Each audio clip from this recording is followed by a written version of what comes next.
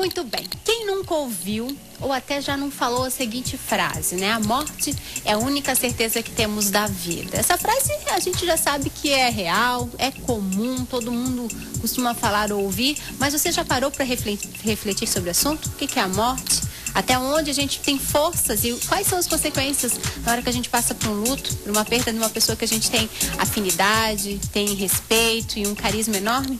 Então, aí a gente tem um assunto, um estudo que está sendo realizado, que já foi realizado e que tem um trabalho grandemente sendo realizado nas pessoas que enfrentam a morte, né? Ou a perda de alguém querido. Hoje a gente recebe aqui a estudante de psicologia, isso. Eu quero agradecer a presença da Amanda Cristina Adão, seja bem-vinda. E a gente vai falar um pouquinho sobre esse assunto, né? Que muitas pessoas acabam não conversando, não falando, mas que é uma realidade e a gente precisa trazer à tona, né? Sim. Seja bem-vinda. Obrigada. Bom, eu queria falar contigo para a gente já iniciar, né? Como é que funciona esse estudo da morte, o luto? Como é que é esse trabalho que é realizado com as pessoas?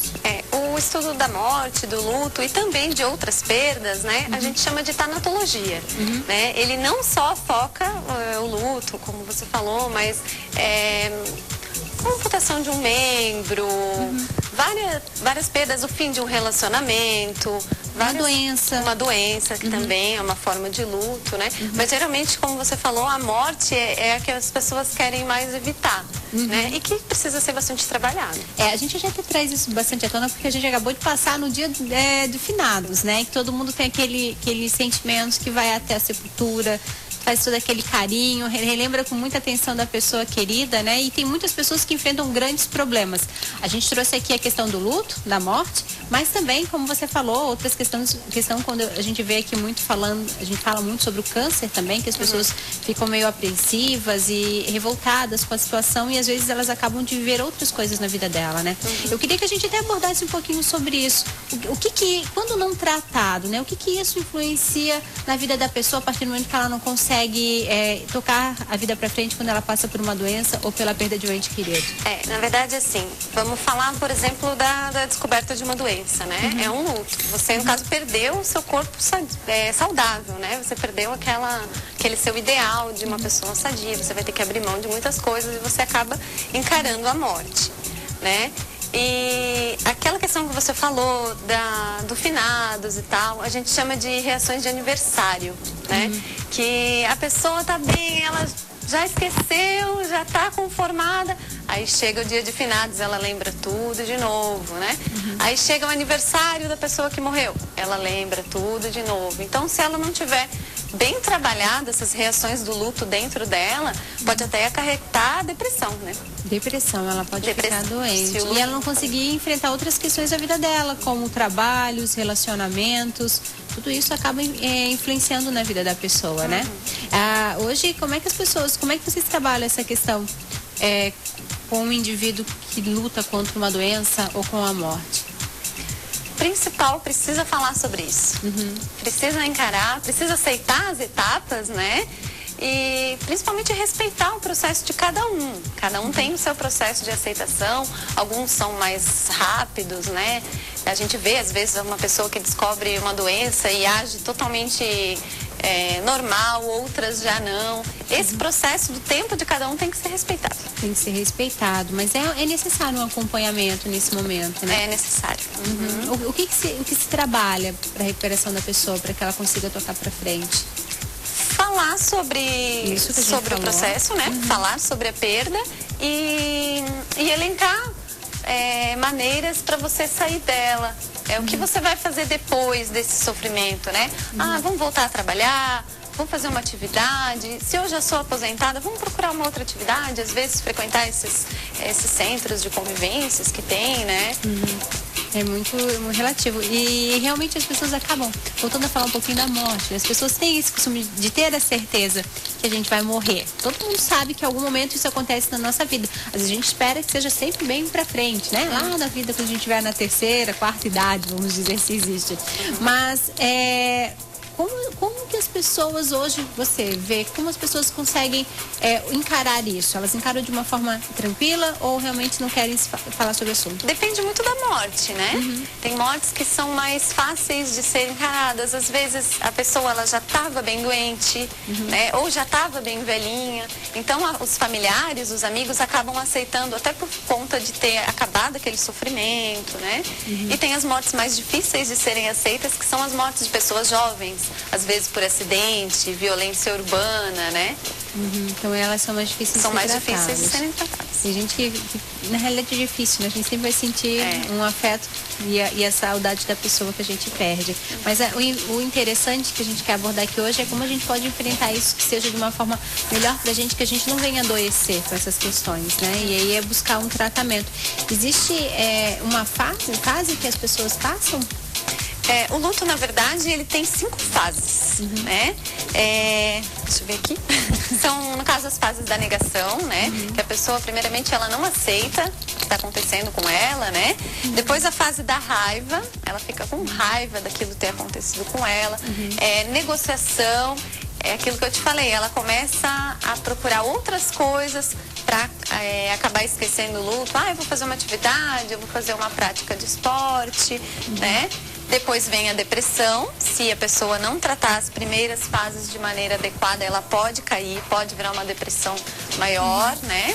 E na última fase, que é a aceitação. Se ela passou por todas as outras 4 fases de uma maneira tranquila, ela vai ter uma aceitação boa. A gente sabe que muitas pessoas acabam colocando essa falta, essa ausência em outra questão. Às vezes as pessoas colocam no neto, geralmente perdeu o marido, tem os netos, ela coloca esse afeto, essa carência, essa falta no neto. Isso é saudável fazer? Não tem problema? Ou a pessoa precisa realmente tratar a ferida? Depende da transferência que você vai passar para a pessoa, né? Você não pode transferir totalmente a falta da pessoa que faleceu para a pessoa que ficou. Que também não é saudável para a pessoa. Para a pessoa que ficou, né? Que bacana. E a família? Né? Como é que a família pode reagir para ajudar nesse momento? Às vezes, assim, quando eu falo família, a gente sempre relaciona com as pessoas da casa da gente, mas que numa perda de alguém, de um ente familiar, todo mundo sofre, né? Mas eu digo assim, a família que a gente tem, que são os amigos que a gente constrói pela vida, né? Eles têm influência para ajudar na recuperação nesse momento? Tem bastante. Como eu falei, precisa falar sobre o luto, sobre a morte, sobre a pessoa que foi. Não se deve deixar passar, né? E os amigos têm que ajudar, se possível, né? Encaminhar para uma terapia. Né? A gente teve recentemente até noticiado isso em rede nacional, uma situação onde uma adolescente, ela descobriu que ela tinha um câncer. Eu não sei se você tem conhecimento desse fato, o público de casa também. Ela teve conhecimento de que ela tinha um câncer terminal no cérebro e ela optou por dar prazo, né, para escolher o dia da morte dela. E aí, como é que se vê isso? Ela realmente era uma pessoa que era tratada, que ela encarava a morte de uma forma correta, via uma outra possibilidade? Como é que é essa discussão e esse assunto para uma pessoa e para a família dela? Esse caso, se eu não me engano, ela não quis dar continuidade ao tratamento, né? Isso. Então, aí no caso é um pouco mais polêmico, porque algumas eu vi alguma coisa na mídia que elas estavam falando até que ela estava chamando atenção e tal. Isso a tanatologia chama de suicídio assistido. Quando a pessoa sabe que vai morrer, né, ela suspende o tratamento, porque ela poderia ter a opção de tratar, né? Mas ela optou por não tratar e no caso, as pessoas ao redor sabem que vai morrer. E aí a família fica, o que eu faço? Faço alguma coisa para impedir, não faço.